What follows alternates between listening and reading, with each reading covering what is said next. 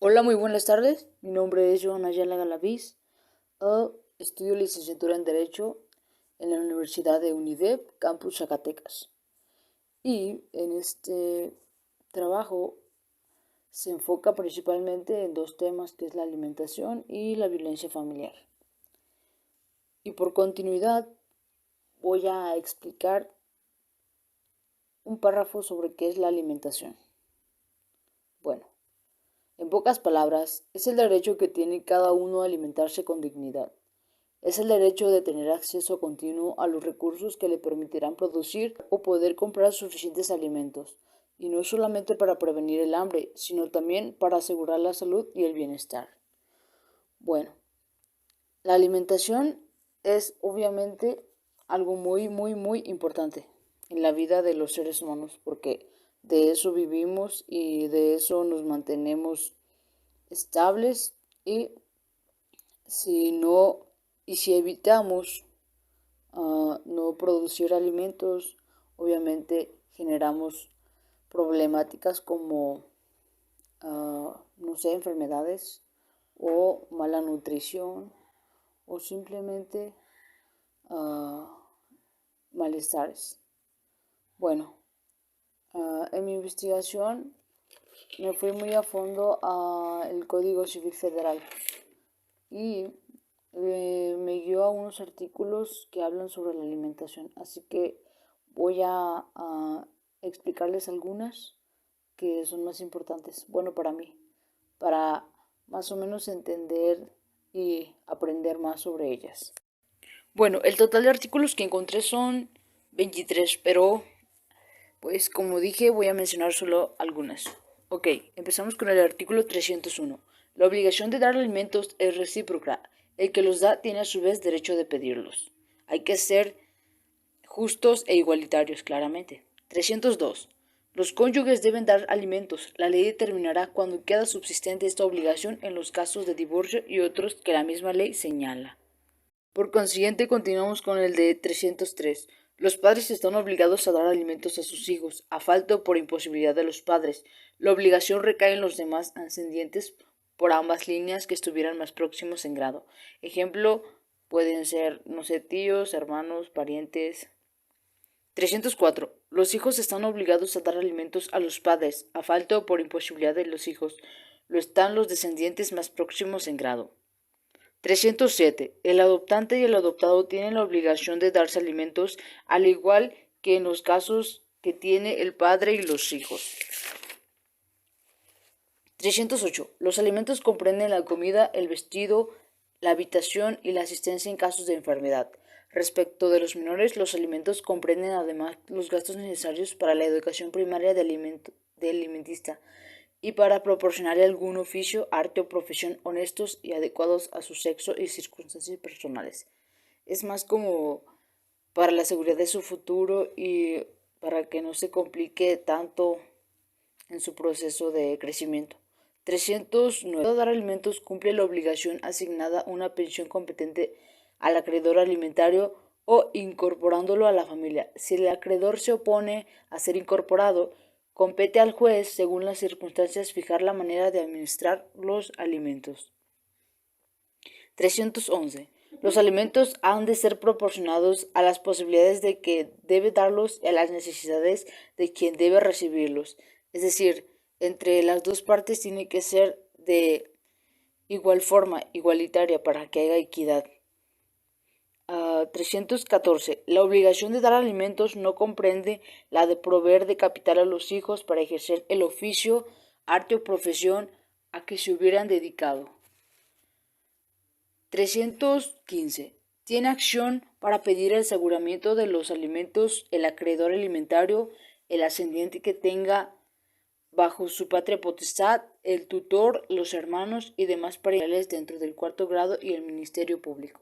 O sea que esas personas tienen el derecho de exigir y de dar la alimentación de igual forma. Y bueno, con esto cierro el tema de la alimentación y claramente al final daré mi punto de vista sobre este tema. Bueno, y continuando con esta interpretación, voy con el tema de la violencia familiar y voy a describirlo un poco. Es un problema social, afecta no solo a quien recibe las agresiones, sino también a quienes las presencian y al resto de los integrantes de la familia. La afectación no solo es de tipo físico, sino también de tipo emocional o psicológico. Quien sufre de violencia familiar presenta trastornos psicológicos y psiquiátricos, crisis que incluso puede llevar al suicidio. La dignidad, integridad o libertad de las víctimas de violencia familiar se ven menoscabada. Durante este enfoque también encontré en el Código Civil Federal algunos artículos que hablan sobre este tema. Y son dos importantes, así que los voy a mencionar. 323 bis. Los integrantes de la familia tienen derecho a que los demás miembros le respeten su integridad física y psíquica, con objeto de contribuir a su sano desarrollo para su plena incorporación y participación en el núcleo social. Al efecto, contará con la asistencia y la protección de las instituciones públicas de acuerdo con las leyes. 323 ter.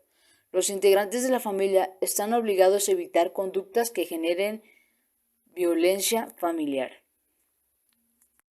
Y más a fondo, entendemos por violencia familiar que se considera el uso de la fuerza física o moral, así como las omisiones graves que de manera reiterada ejerza un miembro de la familia en contra del otro integrante de la misma, que atente contra su integridad física, psíquica o ambas, independientemente de que pueda producir una lesión, siempre y cuando el agresor y el agredido habiten en el mismo domicilio y exista una relación de parentesco, matrimonio o concubinato. Cabe mencionar que la violencia se puede expresar de diferentes maneras, pero también hay varios tipos de violencia y las que debemos de conocer son las siguientes. Violencia psicológica consiste en agresiones verbales o no ejercidas sobre la víctima, como por ejemplo ignorar, vejaciones, amenazas, insultos, manipulaciones, etc. También está la violencia física. Se manifiesta en agresiones ejercidas con un miembro del cuerpo del agresor o con algún objeto sobre la víctima, como por ejemplo están los pellizcos, los golpes, etc. Está también la violencia patrimonial. El agresor realiza conductas consistentes en la destrucción, daño o restricción de objetos, documentos personales, bienes y valores, como por ejemplo esconder el pasaporte, romper los títulos de estudio, quemar, rayar, etc. Está también la violencia económica. El agresor priva a la víctima de lo necesario para su supervivencia. Por ejemplo, no proveer alimentos, no pagar los servicios del hogar, renta, entre otros. O sea que no contribuyen ante nada y deje solo a una responsable. Está también la violencia sexual. Esta es más delicada porque claramente en la vida cotidiana y en la actualidad se ve demasiado. El agresor utiliza prácticas sexuales no deseadas por la víctima o bien se abstiene de realizar prácticas sexuales con la víctima con el objetivo de dañar, controlar o manipular a la persona. Y bueno, así es como se desenglosa estos temas que es alimentación y violencia familiar. Aunque una no tiene que ver con la otra, de todos modos son temas muy importantes que en el derecho claramente se expresan y se ven diariamente. Y como conclusión personal, creo que estos dos temas son de suma importancia porque cada una tiene lo específico. Como la alimentación nos expresa que debemos de al menos mantenernos estables para no ocasionarnos problemas, situaciones. También pues es un derecho que tenemos como personas y además sin la alimentación claramente no sobreviviríamos y es bueno conocer que la alimentación no solamente es un derecho, sino que obligatoriamente lo tenemos que hacer porque de eso sobrevivimos. Y en cambio la violencia familiar pues abarca todo lo contrario porque nos expresa que en esta vida simplemente pasan cosas, suceden situaciones muy apenosas y muy tristemente, pues sí, graves, porque si nosotros como tal no conocemos estos conceptos, no entenderíamos lo que realmente pasa a nuestros alrededores.